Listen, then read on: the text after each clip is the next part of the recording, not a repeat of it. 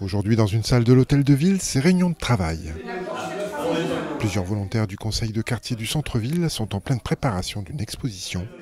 Une idée d'exposition qui est née suite à un autre projet, toujours initié par ce conseil.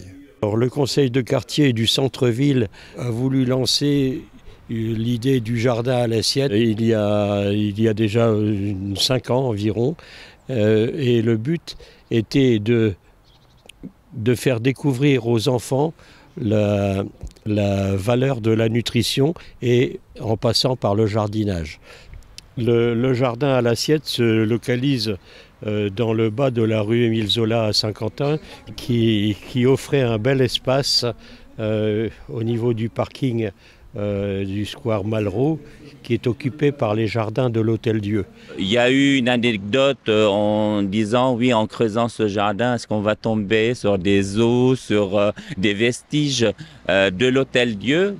Et donc ça a commencé comme ça et on s'est demandé, est-ce qu'il y a des archives concernant l'Hôtel-Dieu? Sauf qu'on s'est rendu compte que malheureusement, il n'y avait pas beaucoup d'archives.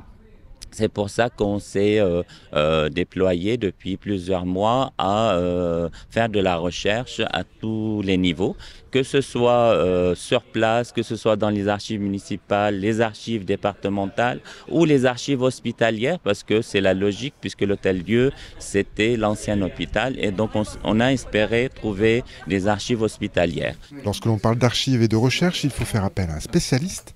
Le conseil de quartier a sollicité le service du patrimoine de la ville et a fait appel à Frédéric Pilet, historien de la ville de Saint-Quentin, qui a plongé dans les vieux registres qu'il restait de l'Hôtel-Dieu après autorisation du centre hospitalier. C'est pas un centre d'archives classique comme les archives départementales ou municipales où on a un inventaire et puis on s'assoit, on demande une cote. Ici, c'est pas le cas. En fait, c'est des archives. Une grande partie des archives sont des archives vivantes qui servent au quotidien pour l'hôpital. Moi, les archives historiques qui m'intéressent, elles sont disséminées à droite, à gauche, et c'est pas coté, c'est en cours entre guillemets de recensement, de tri. Mais donc, en fait, on m'a aménagé cette salle où on m'apporte des archives qui sont susceptibles de m'intéresser sur l'histoire des différents lieux. Et c'est comme ça que je travaille. Donc à chaque fois, je découvre. Parfois, je pose des questions aussi. Je dis, tiens, j'ai des archives sur telle période. Comment ça se fait qu'à partir de 1943, j'ai plus rien? Et là, Katia, qui travaille ici, me dit, attendez, la semaine prochaine, je vous ramène des boîtes. Et là, la semaine d'après, j'ai une palette entière de dossiers à consulter. Donc c'est de la découverte de semaine en semaine. Mais en fait, la population, elle était en Belgique, un peu. Les archives historiques, c'était un petit peu la découverte, d'autant plus qu'un beau jour, dans une délibération, on a découvert qu'un directeur de l'Hôtel-Dieu dans les années 1920 a demandé la destruction de la totalité des archives anciennes pour des questions de sécurité, d'hygiène et autres. Donc on s'est dit on va faire une croix là-dessus. Et finalement on a eu la chance de découvrir que certains registres de délibération ont été conservés pour les périodes antérieures. On en a un des années 1880, un autre des années 1900. On a toute la période de la Première Guerre mondiale.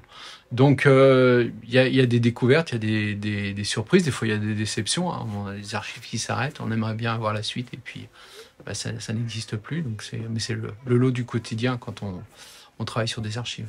C'est un travail très minutieux, très difficile parce que il n'y a pas beaucoup de traces qui restent. On a fait appel à la population par plusieurs médias et réseaux sociaux. On a eu quelques témoignages.